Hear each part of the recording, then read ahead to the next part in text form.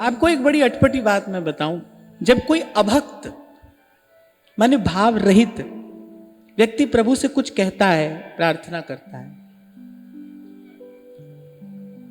तो वो तत्काल सुन लेते हैं, उसका उत्तर दे देते हैं, माने उसके मनोरथ की सिद्धि करा देते हैं।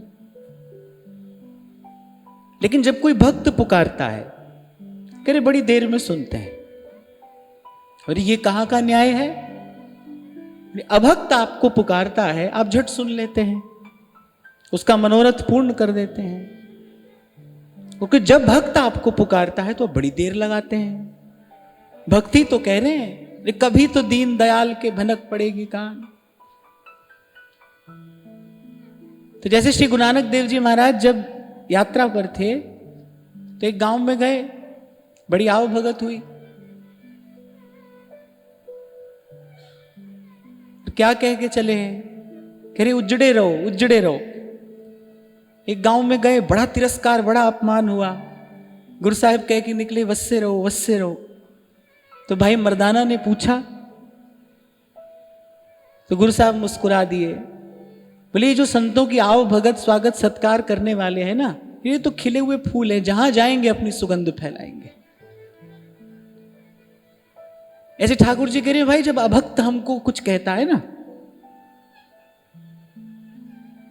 तो उसका वो कर्कश स्वर हम बार बार नहीं सुनना चाहते। संसार की कामना स्वर में कटुता लाती है, स्वार्थ कटुता ही तो लाता है जीवन में, स्वार्थ जीवन को कड़वा ही तो कर देता है।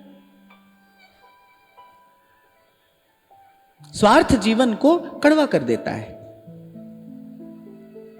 प्रेम माधुर्य से भरता है। तो ठाकुर जी के लिए कड़वी बात हम बार बार नहीं सुनना चाहते, ये दोबारा ना आए। ठाकुर जी कहते हैं भाई ये दोबारा ना आए, इसलिए हम पहली बार में इसका निपटारा कर देते हैं, फिर ना आए ये। इसलिए तो कल मैं आपको कह रहा था, मांगो, संसार की वस्तु मांगो और मिल जाए, तो कृपा नहीं समझना इसको, ये कृपा नहीं है। प्रभु की कृपा का लक्षण क्या है, प्रभु की कृपा का स्वरूप क्या है, तो प्रभु के निज जन जानते हैं, वो तो प्रभु के भक्त जानते हैं।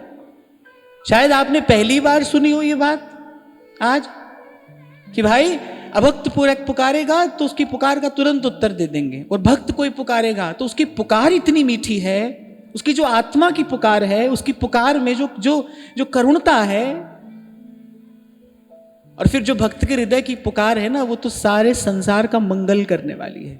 क्यों रुलाया भगवान ने गोपियों को? क्योंकि उनका वो जो रुदन है ना, वो जो प्रेम गीत गोपियों ने गाया, श्रीमद् भागवत कहती है कि ये त्रिभुवन को पवित्र करने वाला है।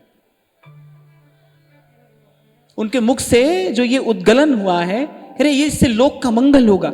इसलिए ठाकुर जी भक्त की बात नहीं सुनते हैं जल्दी से, वो पुकारता रहता है, पुकारता रहता है, और उसकी वो जो पुकार है, उसके रोम रोम से वो जो बहता प्रेम का परमाणु है, वो सृष्टि का मंगल करता रहता है।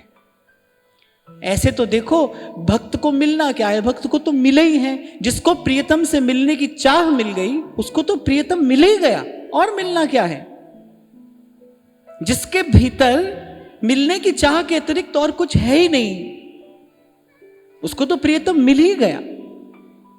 बहुत समझने की बात है। पाना क्या है, प्रभु को पाना क्या है?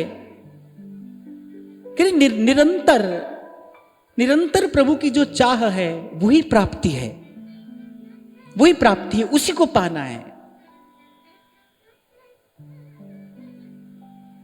तो यहां भोली सखी भी द्वार पर आई और पुकार रही है, और कैसी कैसी युक्ति से अपनी विनती श्री जी के चरणों में सन्मुख रखती है। और भोली सखी के पदों से ऐसा लगता है कि बड़ी देर तक सुनवाई नहीं हो रही है। और मैंने आपको कारण बता दिया कि क्यों सुनवाई नहीं हो रही है। अगर प्रिया जी पहली ही बात सुन लें तो ये इतने सारे भाव हमारे हाथ में कैसे आते हैं?